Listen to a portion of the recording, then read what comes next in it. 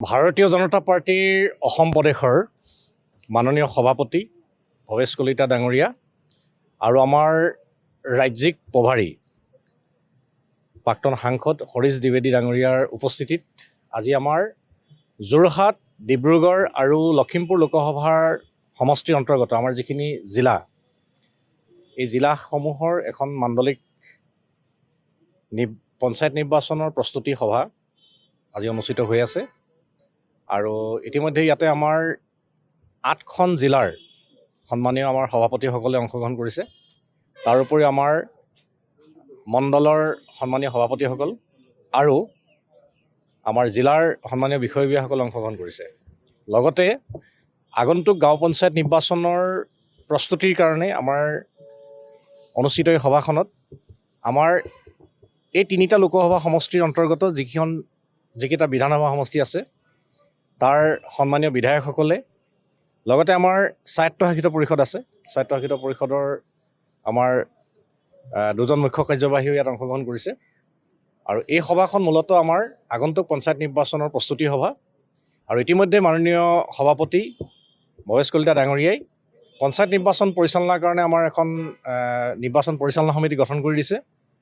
লগতে আমাৰ প্ৰত্যেকখন জিলাত এজন সন্মানীয় মন্ত্ৰীক ইনচাৰ্জ হিচাপে আৰু এজন জ্যেষ্ঠ কাৰ্যকৰ্তাক ইনচাৰ্জ হিচাপে পঞ্চায়ত নিৰ্বাচন পৰিচালনা কৰাৰ কাৰণে দায়িত্ব দিছে।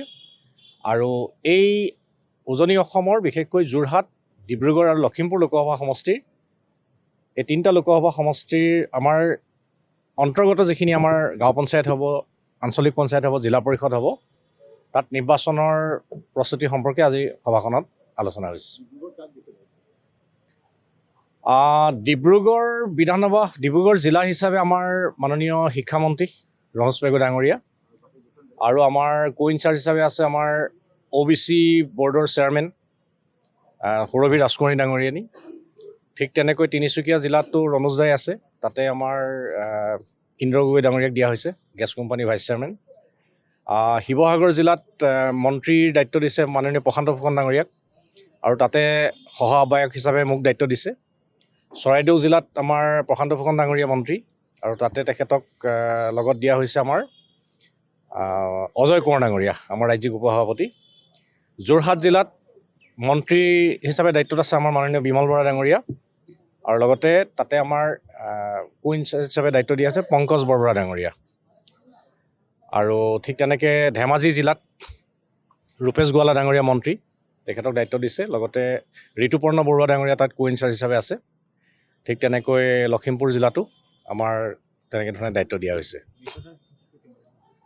মিত্ৰতাৰ সম্পৰ্কত আলোচনা চলিহে আছে, এতিয়ালৈকে মিটিং কনক্লুড হোৱা নাই। যিকোনো খবৰৰ বাবে যোগাযোগ কৰক 7099017330 লগতে 7099017110 নম্বৰত।